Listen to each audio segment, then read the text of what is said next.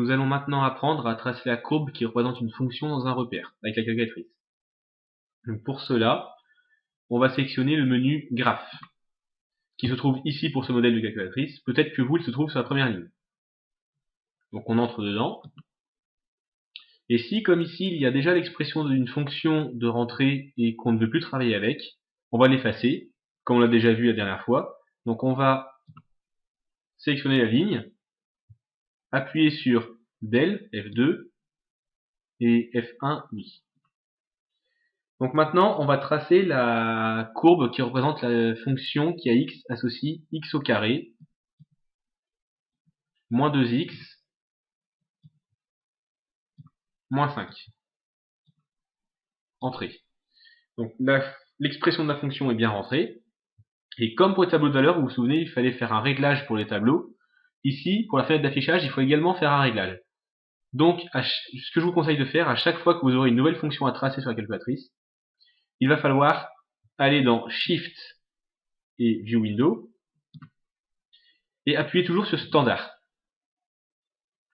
Ça veut dire quoi, tous ces chiffres? Ça veut dire que en abscisse, le minimum sera de moins 10, le maximum sera de 10, et l'axe sera gradué de 1 en 1. Dot, on laisse de côté, ça ne nous intéresse pas. En ordonnée, le minimum sera également de moins 10, le maximum sera également de 10, et l'axe sera gradué également de 1 en 1. Une fois que tous ces nombres sont rentrés, on peut quitter ce menu. Et maintenant, on va sélectionner Draw, dessiner, et voici la courbe de la fonction. Donc là, on a bien moins 10 en minimum sur x-abscisse, on a 10 en maximum, et l'axe est gradué de 1 en 1. En ordonnée, pareil, moins 10 en minimum, 10 en maximum, et l'axe est gradué de 1 en 1.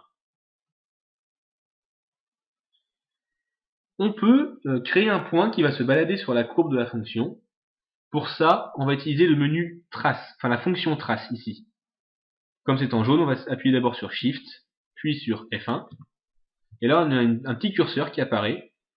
Et en appuyant sur les flèches ici, on peut le faire se balader sur la courbe. Et vous remarquez qu'il y a des nombres en bas qui évoluent. Ce sont quoi ces nombres? Tout simplement. Donc là, si on lit graphiquement, l'abscisse du point c'est environ 4. Et là, on nous dit que, en fait, son abscisse c'est environ 3,97.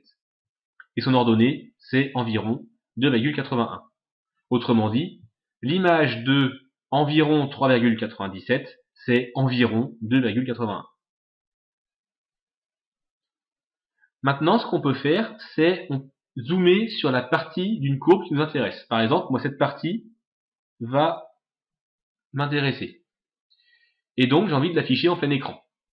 On va zoomer dessus. Pour cela, vous avez peut-être repéré le petit zoom ici. Donc, comme tout à l'heure, Shift, Zoom. Et on va utiliser Box pour boîte. On a un curseur encore qui apparaît. Donc, on va sélectionner un sommet de notre fenêtre, par exemple ce point-là. Entrée. Et maintenant, on va sélectionner, vous voyez un rectangle apparaître. Et ce rectangle, en fait, sera tout simplement la fenêtre après zoom. Donc, je vais prendre ce point-là, par exemple. Entrée. Et vous voyez qu'on a la portion de courbe qui nous intéressait en plein écran. On peut encore se balader dessus si on veut. Shift trace. Et comme tout à l'heure, on a les coordonnées du point sélectionné qui apparaissent en bas de l'écran. Si vous voulez revenir à l'affichage qu'on avait au début, il suffit d'appuyer sur Shift et View Window, reprendre Standard, le quitter et dessiner. Une fois que le travail est fait, on peut effacer l'expression de la fonction, donc Exit, on revient au menu de juste avant, on sélectionne la ligne, Del, Delete, supprimer, F1, oui. On peut revenir au menu si on veut, et voilà.